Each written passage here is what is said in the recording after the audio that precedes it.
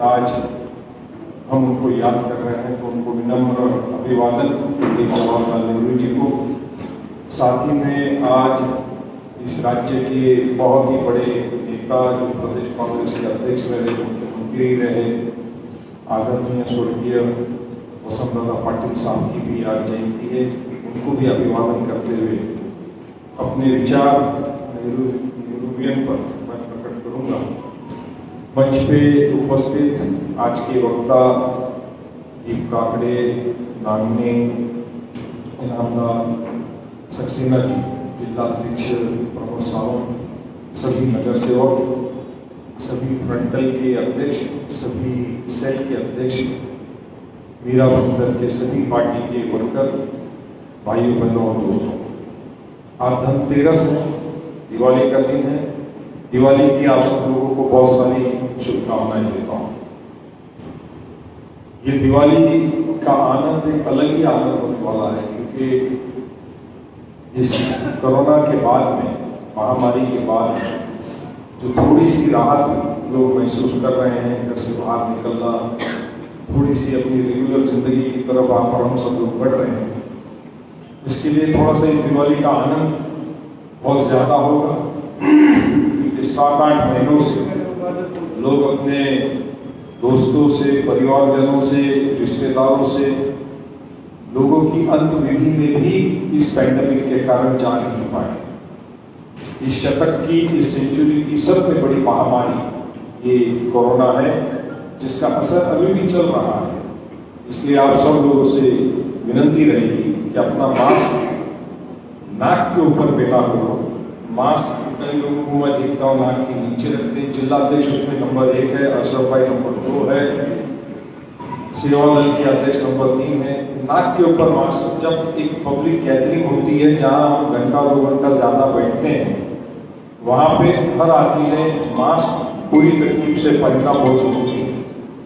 मुझे भी कोरोना हुआ था, इसके लिए मैं उसके ऊपर से बता रहा हूँ कि जहाँ 1-2 घंटा आप एक कमरे में एक साथ बैठते हैं, वहाँ पर कोरोना फैलना या आपको कोरोना होने की पॉसिबिलिटी बहुत ज़्यादा होती है। और यही वजह है कि सरकार ने अभी तक मस्जिद, मंदिर, gurdwara, church, school, colleges, theatres जो बंद रखे हैं, क्योंकि यहाँ मास्क गैदरिंग होती है। तो आपको, हमको, जिन लोगों ने भी सवाल में मास्क नहीं पहना, मेरी उनसे गुजारिश है, मेहरबानी करके हर आदमी मास्क पहने। नेहरूवियन आइडियोलॉजी, प्रिंसिपल, इसके ऊपर तो कई किताबें आप लोगों ने पढ़ी होगी, नेट के ऊपर, विकिपीडिया पर, किंडल पर बहुत सारी किताबें अवेलेबल हैं। और पंडित जवाहरलाल नेहरू जी ने खुद ने अपनी किताब लिखी जब वो अहमदनगर की जेल में थे, डिस्कवरी ऑफ इंडिया। अपने 24 साल के पॉलिटिकल आंदोलन कैरियर में, आज़ादी की लड़ाई में 24 साल के उस कैरियर के पीरियड में 9 साल पंडित जी ने जो है जेल में बिताए। अलग अलग मूवमेंट्स, अलग अलग आंदोलन। आप में से कितने लोगों ने डिस्कवरी ऑफ इंडिया पढ़ा है? हाथों पर कीजिए। लेस देन 1% है। यही फेलियर है आपका, हमारा, सभी लोगों का। उस किताब में पंडित नेहरू जी ने बताया कि वो ओरिजिनली उनकी फैमिली कश्मीरी पंडित थे। उस किताब में उन्होंने बताया कि नेहरू नाम उनका कैसे पड़ा। उनका नाम नेहरू नहीं था, उनका सरनेम नेहरू नहीं था, कौल था। वो कश्मीरी पंडित थी उनकी फैमिली, जो इलाहाबाद में सेटल हो गई थी। और क्योंकि नहर के बाजू में उनका मकान था, ये डिस्कवरी ऑफ इंडिया में पंडित जी ने खुद ने लिखा है। नहर समझते ना क्या नाम, उसके बाजू में उनका मकान था। तो सालों साल के बाद जो है फिर वो नहर, और नहर में से नेहरू, ऐसा उनका सरनेम हो गया।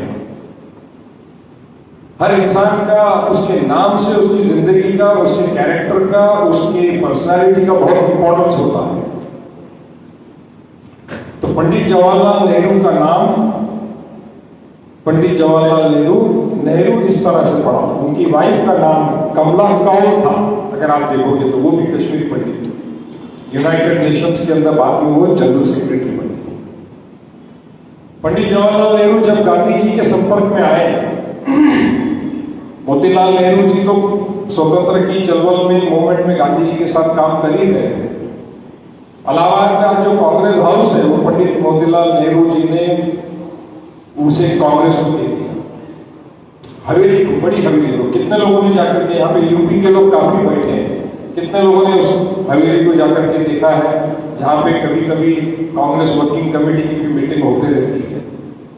इलाहाबाद से ताल्लुक, यूपी से ताल्लुक काफी, जिन लोगों ने नहीं देखा होगा जाके देखना चाहिए। उस देखने से, उस इमारत को देखने से ये समझ में आता है कि उस जमाने में कि कोई परिवार अपनी धन संपत्ति, फ्रीडम मूवमेंट में जो पार्टी काम कर रही है उसको दान दे देती है पार्टी के काम के लिए, तो आप समझ सकते हो कि उसका लगाव, उस परिवार का लगाव, उस व्यक्ति का लगाव पार्टी से और पार्टी की लड़ाई, जो स्वतंत्र की लड़ाई से, उससे कितना गहरा होगा।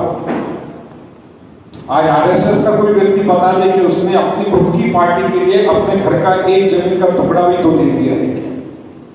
ये बात की शुरुआत है कि 70 साल में क्या किया।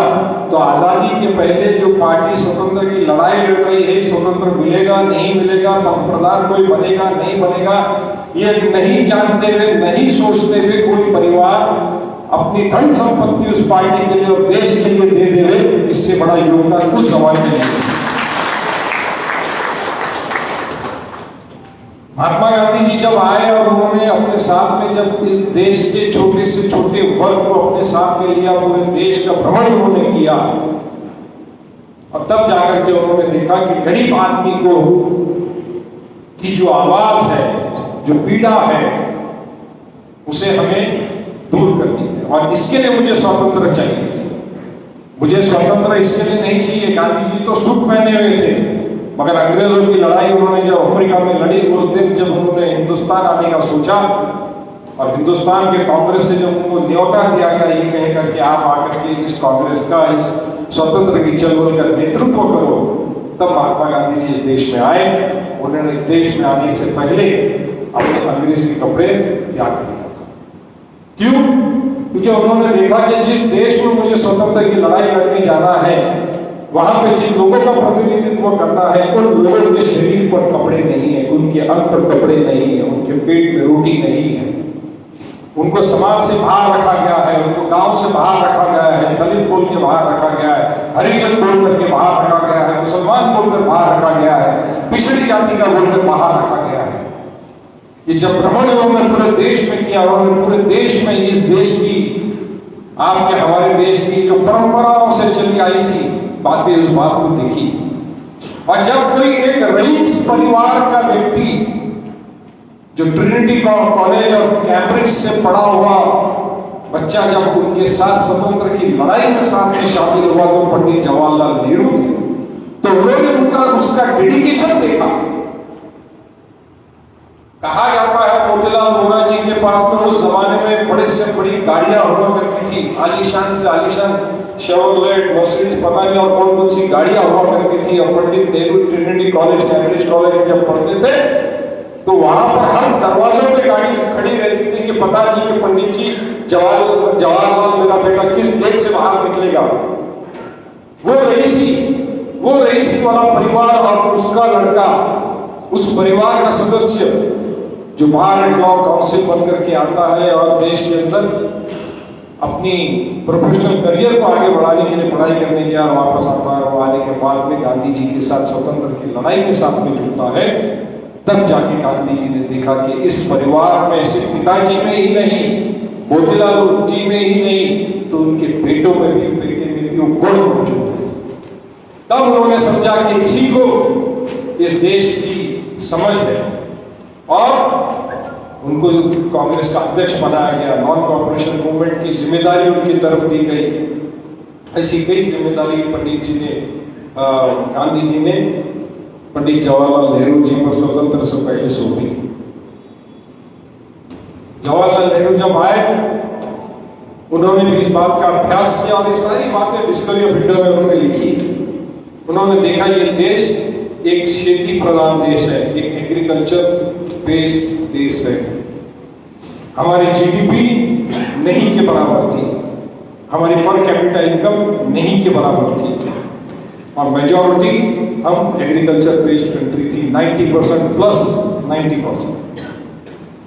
स्वतंत्र मिला, स्वतंत्र की चळवळ हुई।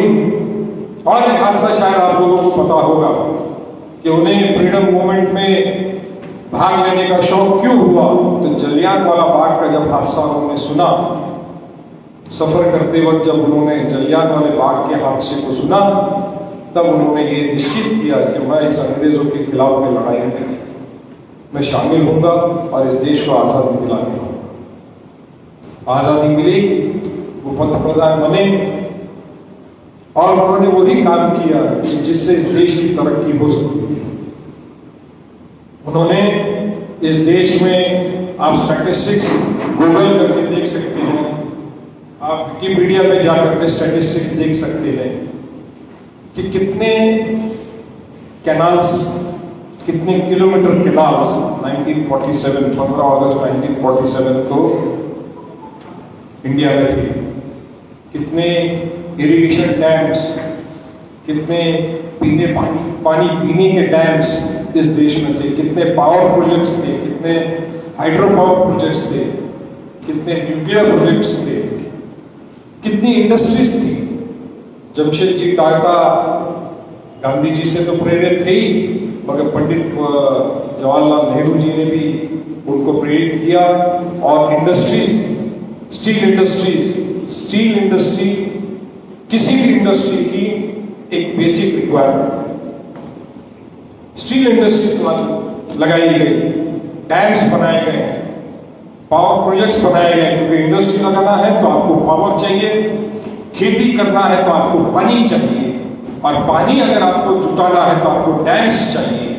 ये बड़े बड़े काम पंडित जवाहरलाल नेहरू जी ने किया, जिसे इस देश के टेम्पल्स ऑफ इंडिया जो कहा जाता है, वो इन सारी इंडस्ट्रीज, पावर प्लांट्स, प्रोजेक्ट्स, इनको कहा जाता है। तो पानी नहीं रहेगा तो खेती नहीं होगी, खेती नहीं होगी तो हम आत्मनिर्भर की जो भाषा ये लोग जो कर रहे हैं, इस आत्मनिर्भर की नींव रखने का काम पंडित जवाहरलाल नेहरू ने किया था। ना वो डैम्स होते, ना पानी होता, ना पावर प्लांट्स होते, ना ये इंडस्ट्रीज लगती, और ना हम अपने खुद के अन्न के लिए, अपने खुद के अनाज के लिए हम आत्मनिर्भर होते। आज ये भाषा करते हैं कि हमने 5 किलो चावल दे दिया, हमने 5 किलो गेहूं दे दिया, ऐसी बातें करते जैसे इन्होंने भीख दिया। अगर ये power plants, canals, irrigation, dams नहीं होते तो आज ये देश अपना अंदर अपने फूडग्रेन्स पैदा करने की, पैदावार करने की क्षमता में हमें नहीं होती। कॉन्स्टिट्यूशन बनाने का काम उन्होंने भारत रत्न डॉक्टर भीमराव बाबा साहब अम्बेडकर साहब के हाथ में दिया, जिनको दलितों की पीड़ा, पिछड़ियों की पीड़ा, अल्पसंख्यकों की पीड़ा की मालूमात थी। आप लोगों ने कभी कॉन्स्टिट्यूएंट असेंबलीज के डिबेट्स को पढ़ना चाहिए। कितने लोगों ने पढ़ा है या सुना है कॉन्स्टिट्यूएंट असेंबली? 9 वॉल्यूम्स है बुक्स की। कितने वॉल्यूम्स है? 9 बुक्स की 9 वॉल्यूम्स है कॉन्स्टिट्यूएंट असेंबली के डिबेट्स। कॉन्स्टिट्यूएंट असेंबली क्या थी, उसके डिबेट्स क्या थे? तो जिस समिति के चेयरमैन भारत रत्न डॉक्टर बाबा साहब भीमराव अम्बेडकर थे, कॉन्स्टिट्यूशन जो बन रहा था, उस कॉन्स्टिट्यूशन को एक असेंबली थी, पार्लियामेंट था 1947 के बाद, और उस असेंबली के अंदर सारे वेटरन लीडर्स, ऑल पार्टीज, उस जमाने में जो भी पार्टीज थी, हर घटना के ऊपर, हर कॉन्स्टिट्यूशन बनाने के ऊपर उस पर चर्चा होती है।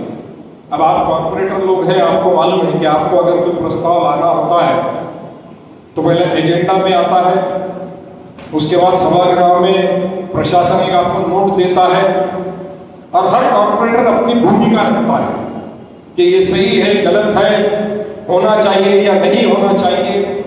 उसी तरह से इस देश की जो कॉन्स्टिट्यूशन है, घटना है,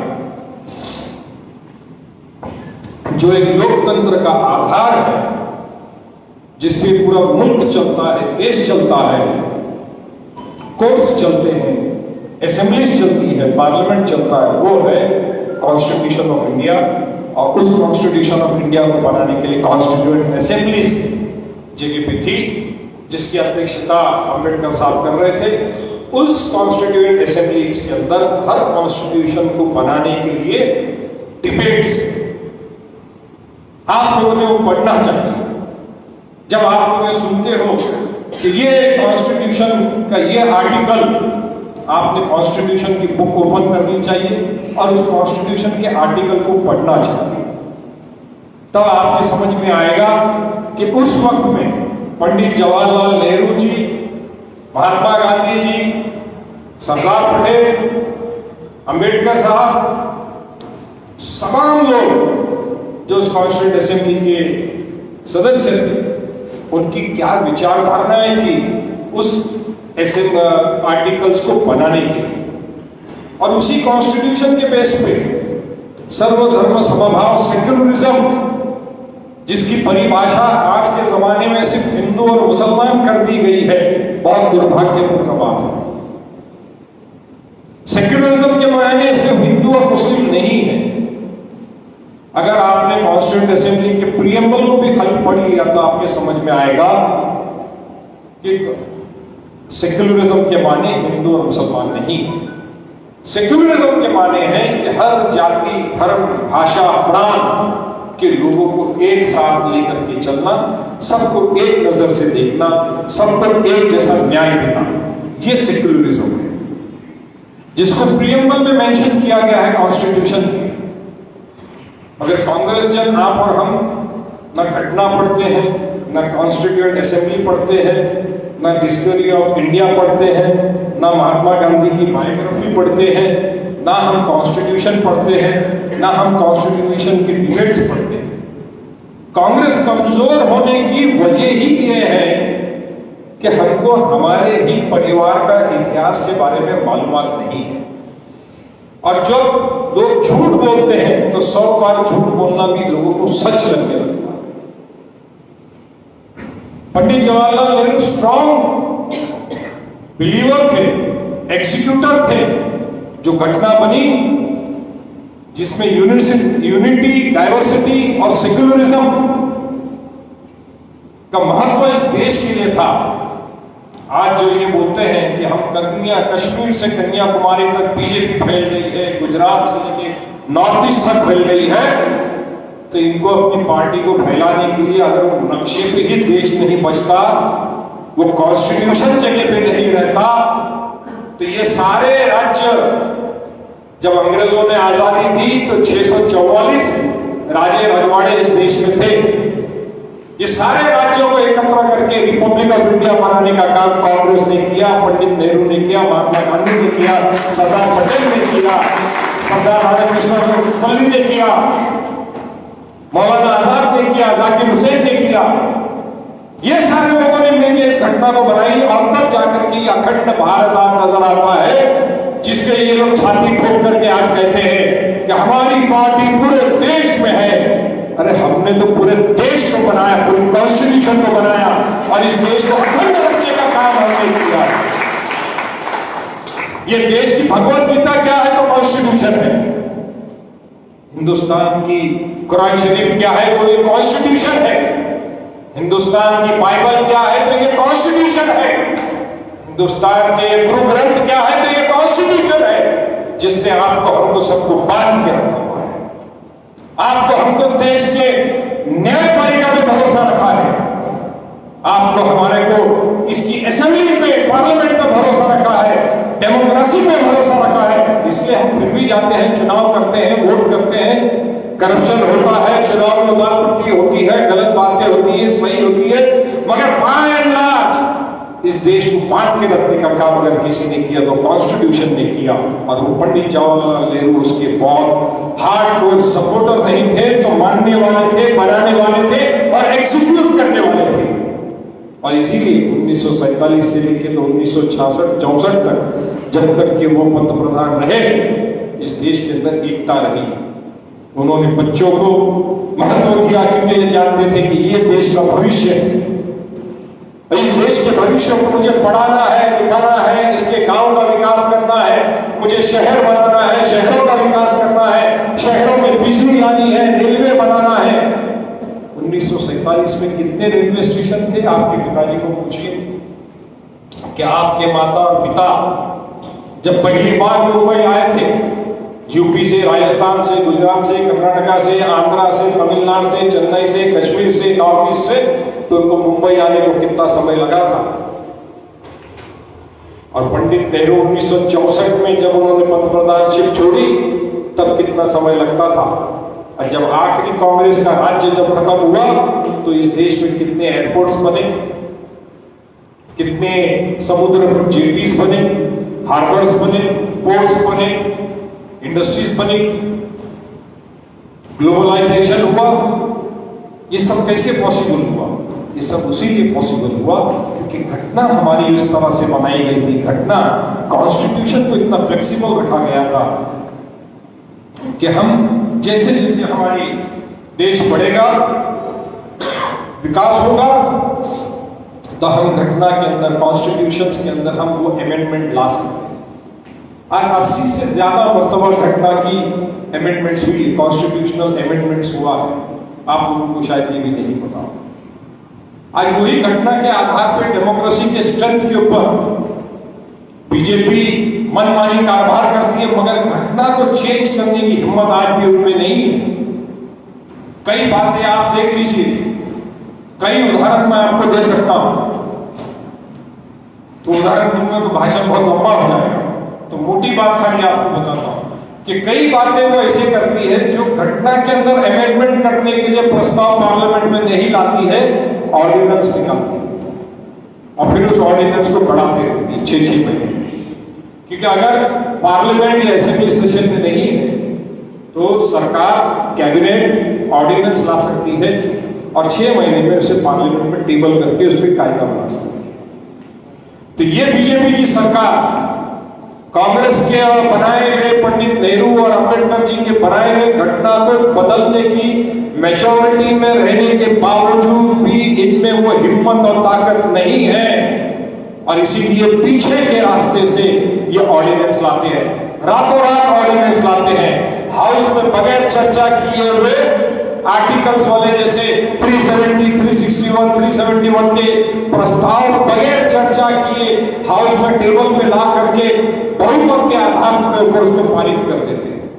मतलब जो कॉन्स्टिट्यूशन है, जो घटना है, जो पार्लियामेंट का अधिकार दिया गया है, जो कॉन्स्टिट्यूशन ने दिया है, उन सारे अधिकार को अपने डिक्टेटरशिप के चलते हुए उस तरह से ये सभागृह के अंदर, आप लोगों ने कॉर्पोरेशन में भी देखा होगा आपके कि बीजेपी यहां पर बहुमत में है तो बगैर चर्चा किए मेजॉरिटी के बेसिस पे ठराव पारित कर देते हैं। जैसे कल के ही आपके उसके अंदर एक ठराव उन्होंने पारित किया कि महापौर का बंगला बना हुआ है, उसको महिला भवन बना देने का, उसके लिए 1 करोड़ रुपया खर्चा करने का और अलग से महिला भवन बनाने के लिए 5 से 10 करोड़ रुपया दूसरा खर्चा करने का। तो आप समझ सकते हैं कि जब इस तरह के वेस्टेड इंटरेस्ट वाले प्रस्ताव आपकी नगर पालिका, महापालिका में आते हैं तो केंद्र के अंदर और राज्य के अंदर जब इनकी सरकार थी तो इन्होंने क्या किया, मगर उसके बावजूद घटना इतनी मजबूत बनी हुई है, इतने विचारों को लेकर के बनी हुई है। कॉन्स्टिट्यूएंट असेंबली की 9 वॉल्यूम्स की बुक्स है, 9 वॉल्यूम्स है पूरे, और उसमें आपको जब भी किसी वेटरेंट लीडर के विचारों को पढ़ना होगा तो आप जरूर उस बुक को पढ़िए। आपको अगर इंटरेस्ट होगा तो मेरे घर की लाइब्रेरी मेरे पास है, मैं रिफर करते रहता हूँ, पढ़ते रहता हूँ। जब भी सुप्रीम कोर्ट में, हाई कोर्ट में किसी कॉन्स्टिट्यूशन को, आर्टिकल को चैलेंज किया जाता है तब उसे पढ़ने के ऊपर आपको समझ में आता है कि आज की जो सरकार है उसकी लेवल क्या है, उसका दृष्टिकोण लोगों के प्रति क्या है।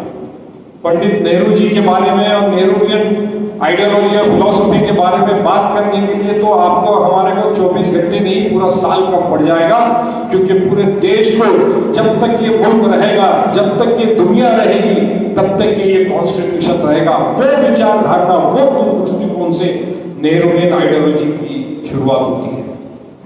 आज हम उनकी जयंती आज मना रहे हैं क्योंकि कल दिवाली है, लक्ष्मी पूजन का दिन है, और इसीलिए हम आज अखिल भारतीय कांग्रेस कमेटी आदरणीय हमारी आपकी सबकी अध्यक्षा सोनिया गांधी जी के निर्देश पर, राहुल गांधी जी की सूचना पर, प्रदेश कांग्रेस कमेटी के अध्यक्ष बाला साहब थोराट जी के निर्देश पर आज पूरे महाराष्ट्र में नेहरूवियन आइडियोलॉजी के ऊपर नेहरू जयंती मनाया जा रहा है। आप सभी लोगों को दिवाली की बहुत सारी शुभकामनाएं, आने वाले नए साल की बहुत सारी शुभकामनाएं। धन्यवाद। जय हिंद, जय भारत।